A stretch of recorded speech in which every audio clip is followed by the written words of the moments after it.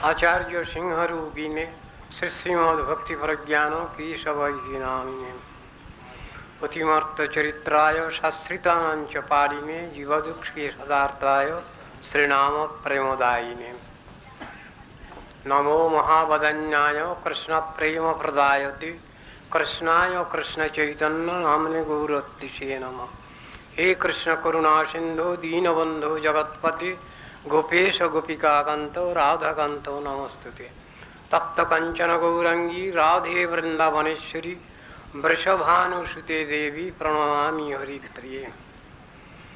वंशाकल्पतरुभ्यश्च कृपा सिन्धुभ्यैव च पतितानां पावनेभ्यो वैष्णवेभ्यो नमो नमः।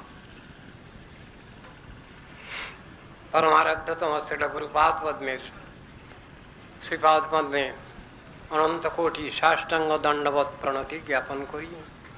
तदनंतर पूजनीय वैष्णववृंद सुधी सज्जन वृंद मातृमंडली चरणेও আমার असंख्य दंडवत प्रणति। आज আমাদের এখানকার ধর্মসভার চতুর্থ দিবস বা অন্তিম দিবস। আজ আলোচ্য বিষয় শ্রী চৈতন্য মহাপ্রভুর অবদান বৈশিষ্ট্য এবং বিবিধ।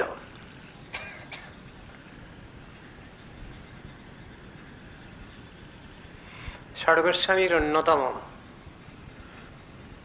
শ্রীল জীব গোস্বামীপাদ তিনি এক সময়ে কাশীতে বেদান্ত অধ্যয়নের ছলে মধুসূদন সরস্বতীর কে বেদান্ত বিচারে পরাস্ত করেন। তদনুসারে পূর্ব প্রতিজ্ঞা অনুসারে মধুসূদন সরস্বতী পরাজিত হয়ে শ্রীল জীব গোস্বামীপাদের শিষ্যত্ব গ্রহণ করেন এবং গৌড়ীয় বৈষ্ণব ধর্ম গ্রহণ করেন। পরবর্তীকালে মায়াবাদী কুলধুরন্ধর মধুসূদন সরস্বতী বৈষ্ণব মন্ত্রে দীক্ষিত হন এবং তিনি তার অভিজ্ঞতা রক্ষা করেছেন তিনখানা গ্রন্থ লিখে। তারই মধ্যে একখানি গ্রন্থের নাম ভক্তি রসায়ন। সেই ভক্তি রসায়ন গ্রন্থের মঙ্গলাচরণে তিনি বলছেন,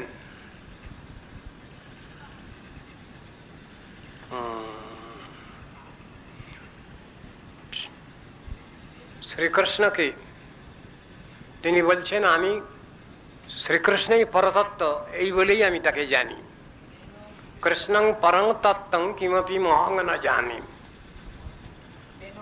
কৃষ্ণকে তিনি পরতত্ত্ব বলে বর্ণনা করলেন। এর পূর্ব পর্যন্ত তিনি অহং ব্রহ্মাস্মি করেছেন, কিন্তু তার শেষ জীবনে বৈষ্ণব ধর্ম গ্রহণ করে গৌড়ীয় বৈষ্ণব ধর্মে দীক্ষিত হয়ে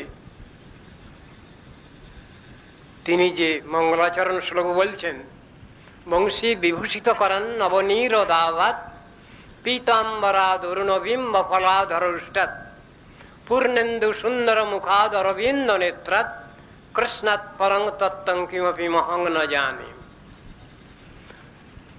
শ্রীকৃষ্ণকেই তিনি পরতত্ত্ব বলে নির্ণয় করেছেন এবং সেইভাবেই তিনি সাধন ভজন করেছেন। আবার অন্যত্র আমরা দেখতে পাচ্ছি শ্রী চৈতন্য মহাপ্রভুর তত্ত্ব সম্বন্ধে। সেখানে বলছেন ন চৈতন্যাৎ কৃষ্ণাৎ জগতি পরতত্ত্বং পরমীহ। শ্রীকৃষ্ণ চৈতন্য চন্দ্র থেকে আমি পরতত্ত্ব বলে আর কাকু জানি না, তিনি পরতত্ত্ব। সামঞ্জস্য কোথায়? এক সময় শিবানী পার্বতী তিনি শিব ঠাকুরকে জিজ্ঞাসা করেছেন এই শ্রীকৃষ্ণ চৈতন্য তত্ত্ব সম্বন্ধে। সেখানে শিব ঠাকুর বলেছেন जयेव राधिका कृष्ण सएव गौर विग्रह जच्च वृंदावन देवी नवद्वीपंच तत्शुभम। ताहले राधा गोविंद मिलित तनु तिनी श्री गौर सुंदर रूपे श्रीकृष्ण चैतन्य महाप्रभु रूपे जगते अवतीर्ण हयेछेन। के तिनी साधारण मानुषेर धारणा तिनी एकजन धर्म संस्कारक छिलेन चैतन्यदेव। तिनी कास्ट सिस्टेम तिनी मानेननी। अस्पृश्यता बर्जनेर क्षेत्रेও ताके टेने आना হয়েছে। তিনি সমাজ সংস্কারক এই বলেই সাধারণ মানুষের কাছে তিনি পরিচিত এবং তিনি একজন মহাপুরুষ। তার ভগবত্তা সম্বন্ধে অনেকেরই ধারণাই নাই। শ্রী চৈতন্য মহাপ্রভুর তত্ত্বদর্শন সম্বন্ধে শ্রীল কবিরাজ গোস্বামী চৈতন্য চরিতামৃতের মঙ্গলাচরণেও জানিয়েছেন। সেখানেও বলছেন অনর্পিত চরিং চিরাত করুণয়াবতীর্ণ কলু। যে জিনিস পূর্বে দেওয়া হয়নি এমন জিনিস দেওয়ার জন্য তিনি কলিযুগে কৃপাপূর্বক অবতীর্ণ হয়েছেন। সমর্পয়িতুম উন্নতোজ্জ্বলরসাং স্বভক্তি শ্রেয়ম। এমন জিনিস তিনি দিতে এসেছেন যে জিনিস কৃষ্ণ দেননি, খুব দুর্লভ বস্তু। উন্নত উজ্জ্বল রসান প্রেম ভক্তি দান করতে তিনি এসেছেন। হরি পুরটা সুন্দর অদ্যুতি, তিনি স্বয়ং শ্রীহরি। তিনি কোনো মনুষ্য বিশেষ নহেন, জীবমাত্র বিশেষ নহেন। হরিহি, তিনি স্বয়ং শ্রীহরি। পুরোটা সুন্দর অদ্যুতি। তার আবির্ভাব সম্বন্ধে শাস্ত্রে, বেদে, উপনিষদে, ভাগবতে, মহাভারতে সর্বত্রই তার তত্ত্বদর্শন ব্যাখ্যা করা আছে। সত্যে দৈত্যকুলাধীনাশ সময়ে স্ফুর্জন নরকেশ্বরী ত্রেতায়াং দশকন্দরং পরিভবন রমাভিনামাকৃতি গোপালন পরিপালয়ন ব্রজপুরে ভারং হরণ দ্বাপরে গৌরাঙ্গ প্রিয় কীর্তন কলিযুগে চৈতন্য নামা হরি। এই তত্ত্বদর্শন ব্যাখ্যা করেছেন। তিনি সাধারণ মনুষ্য নহেন।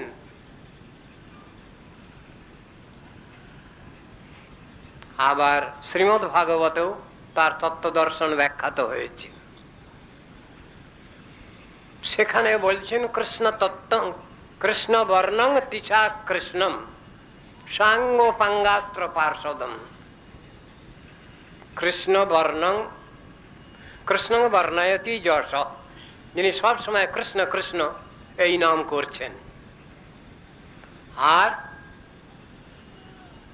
তিসা অকৃষ্ণম কান্ত্যা গৌরবর্ণম, যিনি স্বয়ংরূপ কৃষ্ণ কিন্তু কান্তিতে গৌরবর্ণম। অঙ্গ উপাঙ্গ অস্ত্র ইত্যাদি নিয়ে অবতীর্ণ হয়েছেন। অঙ্গ নিত্যানন্দ প্রভু, উপাঙ্গ অদ্বৈত প্রভু, অস্ত্র হরিনাম সংকীর্তন। এই অস্ত্র দিয়ে নিধনযজ্ঞ করেননি তিনি। রামাদি অবতারে ক্রোধে নানা অস্ত্র ধরে অসুরেরে করিল সংহার। এবে অস্ত্র না ধরিল প্রাণে কারো না মারিল চিত্ত শুদ্ধি করিল সবার। যজ্ঞই সংকীর্তন প্রায়ই, সংকীর্তন যজ্ঞে সেই শ্রীমান মহাপ্রভু আরাধিত হন। যজন্তি সুমেধস সুমেধা তত্ত্বদর্শী, পণ্ডিত, বিপশ্চিত, তারা তাকে এইভাবে আরাধনা করেন। শ্রীমদ্ ভাগবতের অন্যত্র দেখা যায়, সেখানে গূঢ় অবতার বলে বর্ণনা করেছেন।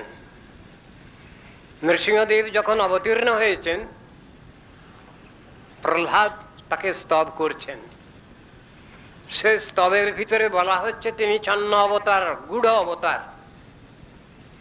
ইত্থং নৃতির্জগর্ষি দেব যশাবতারৈর লোকন বিভাবয়সি হংসি জগৎ প্রতীপন ধর্মং মহাপুরুষ পাশি যুগানুবৃত্তম ছন্ন কলৌ যদভবস্ত্রীযুগোথ সত্যম। প্রহ্লাদ মহারাজ শ্রীমান মহাপ্রভুর গূঢ়াবতার অবতারের কথা বর্ণনা করেছেন, ভবিষ্যৎবাণী করেছেন। তাকে যদি আমরা কেবলমাত্র সাধারণ একজন ধর্ম সংস্কারক বলে মনে করি, ভুল হবে। তিনি রাধা কৃষ্ণ মিলিত তনু। জগৎজীব হরিভজন করছে না, তারা হরিনাম করছে না, আত্মকল্যাণ চিন্তা করছে না, তাই জেনে তিনি বিপ্রলম্ভ রসভাবিত বিগ্রহ,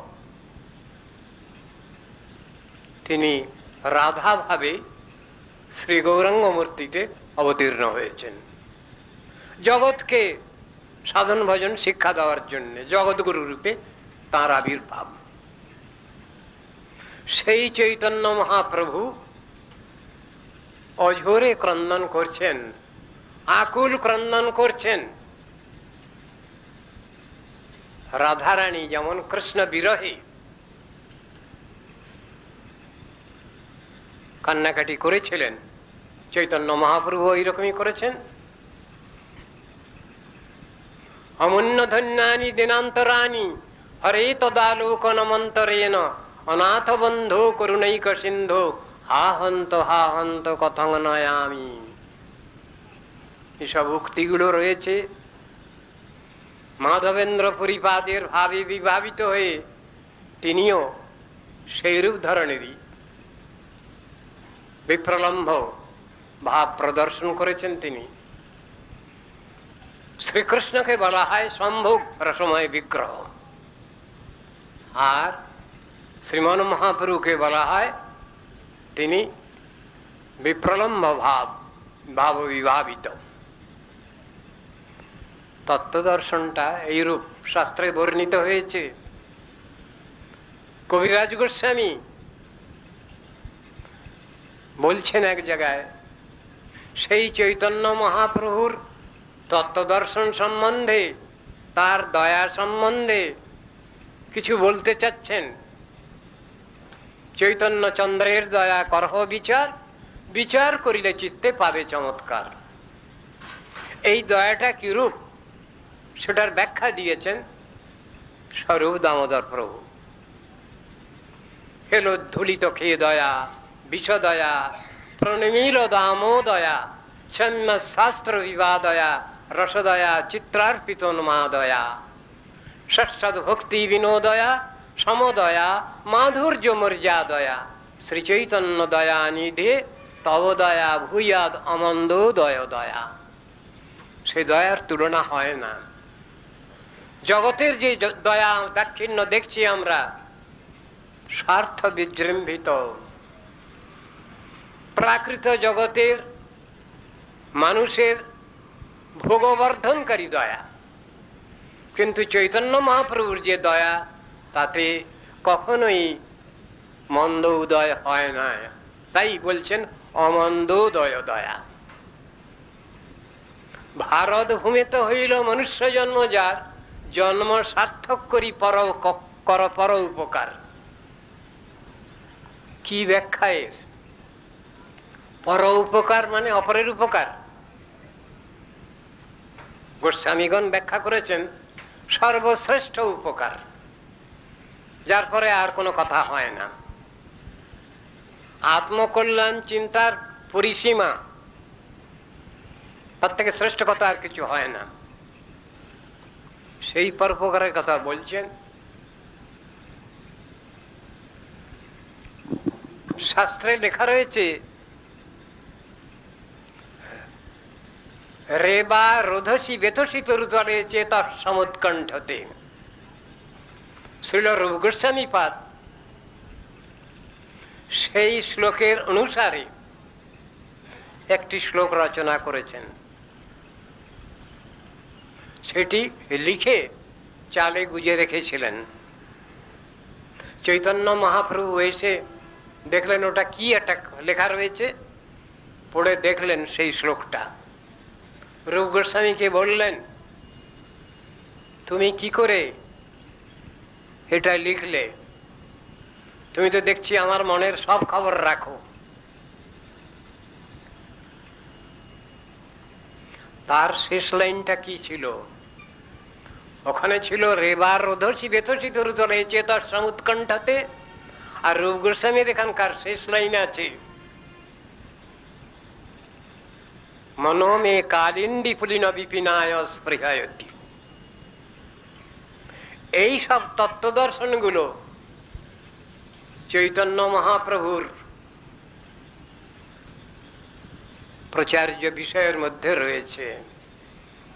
তিনি যে তত্ত্ব দর্শন আমরা কিভাবে সাধন ভজন করব, তার শ্রেষ্ঠ অবস্থাটা কি, এটা জানাবার জন্যই তিনি তো এসেছেন জগৎগুরু রূপে। শ্রীল বিশ্বনাথ চক্রবর্তী ঠাকুর তাই সংক্ষিপ্ত ভাবে বলেছেন চৈতন্য মহাপ্রভুর কথাটা, আরাধ্য ভগবান ব্রজেশ তনয়। ব্রজেন্দ্রনন্দন শ্রীকৃষ্ণই আমাদের আরাধ্য বস্তু। বৃন্দাবন হল তার ধাম, তদ্রূপ বৈভব ধাম বৃন্দাবন। রম্যা কাচিদ উপাসনা ব্রজবধূ বর্গেন যা কল্পিতা। ব্রজ গোপীগণ যে রসে যেভাবে শ্রীকৃষ্ণের আরাধনা করেছেন, সেই আরাধনাই শ্রেষ্ঠ। শ্রীমদ ভাগবতম প্রমাণম অমলম। শ্রীমদ ভাগবতী অমল শব্দ প্রমাণ। প্রেমাপুমর্থ মহান। শ্রী চৈতন্যের প্রেম একটা কথা রয়েছে, আবার প্রেম ভক্তির কথা উল্লিখিত হয়েছে শাস্ত্রে। সাধন ভক্তির কথা যেমন উল্লিখিত হয়েছে, তদ্রূপ ভাব ভক্তি প্রেম ভক্তির কথা উল্লিখিত হয়েছে। কিন্তু সেই প্রেম শব্দটা মানুষের বিশেষণ নয়, ভগবানেরই বিশেষণ। জীবে প্রেম এ কথা চৈতন্য মহাপ্রভু কখনো বলেননি। প্রেম শব্দটা সেখানে ব্যবহৃত হয়েছে ভাগবতে ঈশ্বরে, ঈশ্বরে প্রেম। যে ভুলটা আজ দুনিয়ার সবাই করে যাচ্ছেন। শাস্ত্রানুসারে আমাদের সব জিনিস বুঝতে হবে, জানতে হবে। ভারত ভূমিতে হইল মনুষ্য জন্ম, যার জন্ম সার্থক করি কর পর উপকার। জন্ম সফলতা করে তারপরে তো উপকার করতে হবে।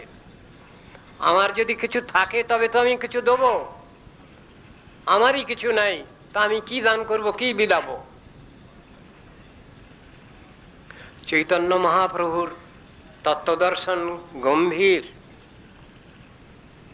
সাধারণ মানুষের পক্ষে সেই ভাবধারা গ্রহণ করা অসম্ভব। তথাপি আমাদের জানতে হবে, বুঝতে হবে। সাধন ভক্তিকে বাদ দিয়ে প্রেম ভক্তির কথা শাস্ত্রে কোথাও উল্লিখিত হয়নি। আমরা যেন কখনো চৈতন্য মহাপ্রভুকে সাধারণ একজন মানুষ মনে করে তিনি ধর্ম সংস্কারক ছিলেন এইটুকু তাকে না বলি। তিনি দৈব বর্ণাশ্রম ধর্ম সুষ্ঠুভাবে তিনি স্বীকার করেছেন, তাকে অস্বীকার করেননি। এবং ঠিক ঠিক ভাবে আত্মকল্যাণ চিন্তায়, আত্মানুশীলনে জীবের যে কল্যাণ হয় এইটাই তিনি জানিয়েছেন।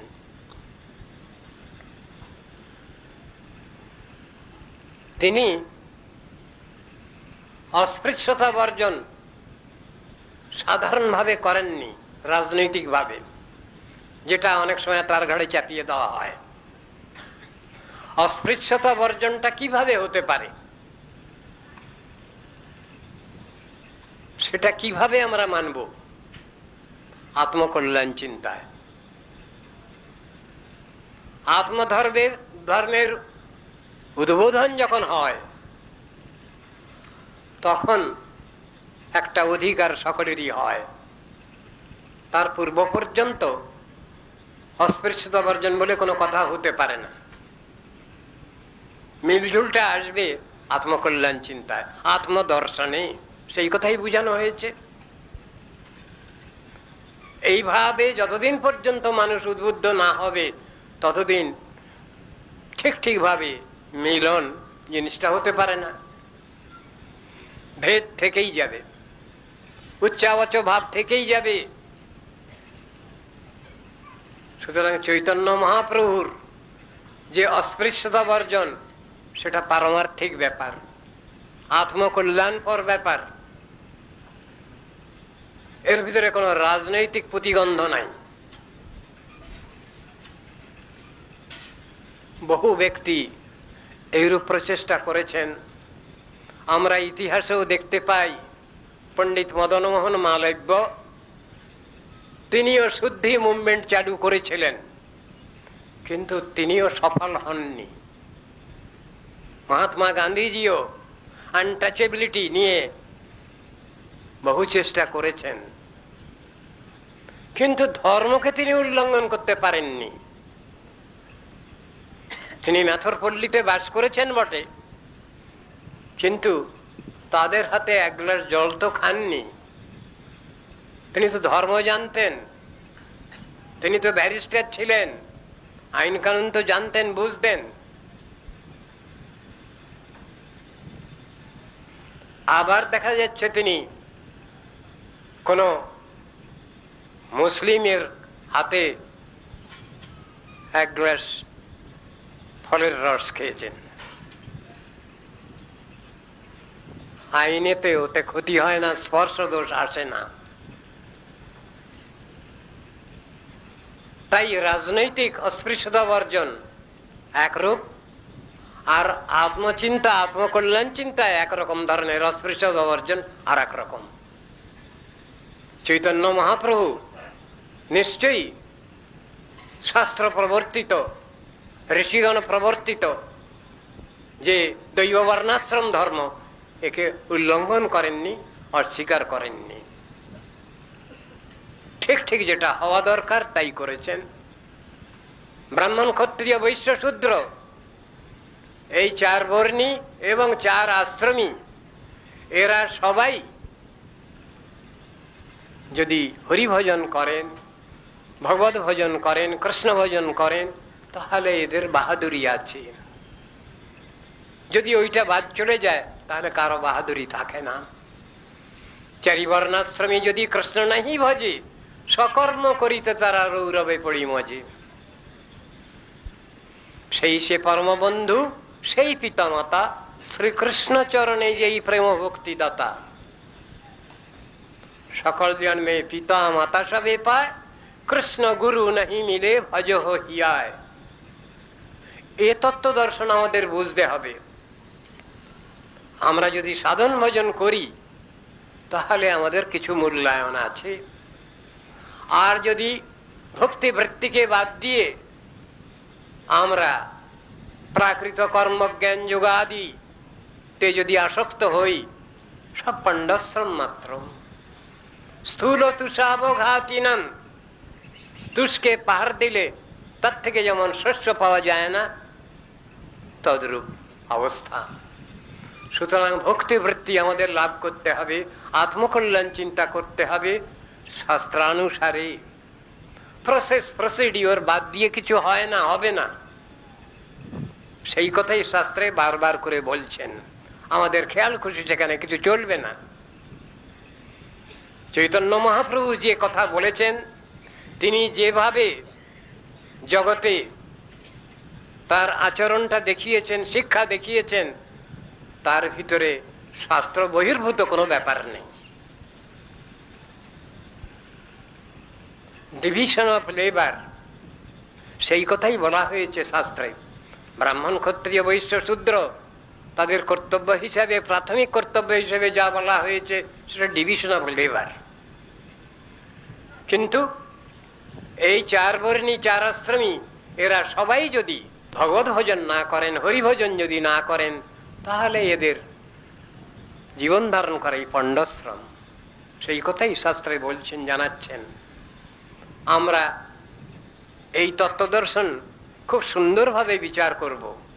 চৈতন্য চরিতামৃতকার খুব সুন্দরভাবে শ্রীমান মহাপ্রভুর অবদান বৈশিষ্ট্য নিয়ে কীর্তন করেছেন। সেসবগুলো আমাদের বুঝবার চেষ্টা করতে হবে। কেবলমাত্র রাজনৈতিক, সমাজনৈতিক বিচারগুলো নিয়েই আমরা চলব না। পরমার্থকে বাদ দিয়ে সব নীতি অচল। পরমার্থকে নিয়ে যদি চলি আমরা, আত্মকল্যাণকে নিয়ে যদি চলি আমরা, তাহলে আমাদের কল্যাণ আছে। সময় অধিক হয়ে গেছে, রাত অধিক হচ্ছে। আমি আমার বক্তব্য এইখানে রাখছি। বাঞ্ছা কল্পতরুভ্যশ্চ কৃপা সিন্ধুভ্যেব চ পতিতানাং পাবনেভ্যো বৈষ্ণবেভ্যো নমো নমঃ।